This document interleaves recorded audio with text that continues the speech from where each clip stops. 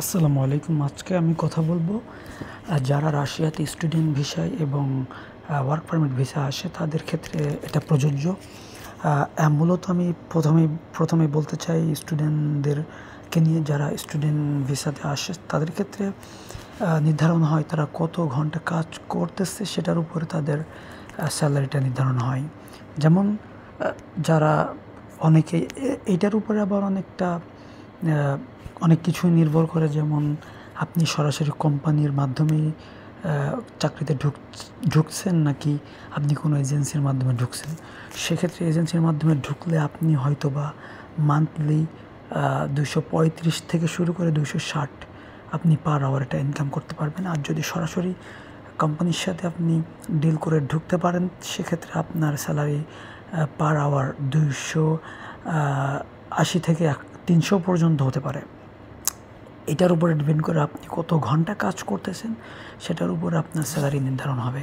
এবং ওয়ার্ক পারমিটের ক্ষেত্রে যেটা আসলে আমরা দেখে থাকি সেটা হচ্ছে, এবং আমি তাদের সাথে কথা বলেছি এবং আমার নিকট যেসব লোকজন কাজ করে তাদের থেকে আমি এটুকু জানতে পেরেছি যে এটা আপনার কোম্পানির উপরে ডিপেন্ড করবে।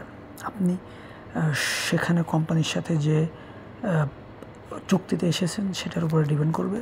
আপনি অবশ্যই 12 ঘন্টা কাজ করতে হবে, সপ্তাহে একদিন ছুটি পাবেন এবং আপনি মান্থলি একটা স্যালারি পাবেন। সেটা হতে পারে 50,000 রুবল, হতে পারে 60,000 রুবল, হতে পারে 70,000, সেটা স্কিলের উপর ডিপেন্ড করে।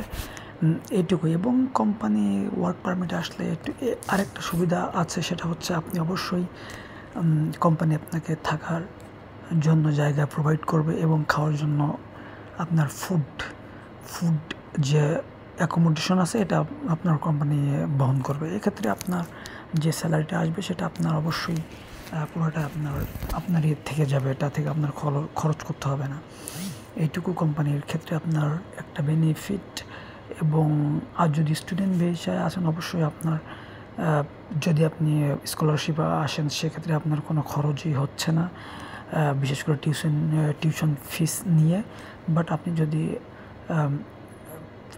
যদি টিউশন ফিস দিয়ে আসতে চান, তাহলে অবশ্যই আপনাকে একটা মোটামুটি ভালো একটা অ্যামাউন্ট আপনাকে ইউনিভার্সিটিতে পে করতে হবে।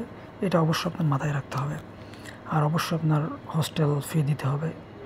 আর এটাই আর কি। আপনি মোটামুটি আপনার স্টুডেন্টদের ক্ষেত্রে একটু আপনার উপরে ডিপেন্ড করবে আপনি কতটুকু কাজ করছেন সেটার উপরে।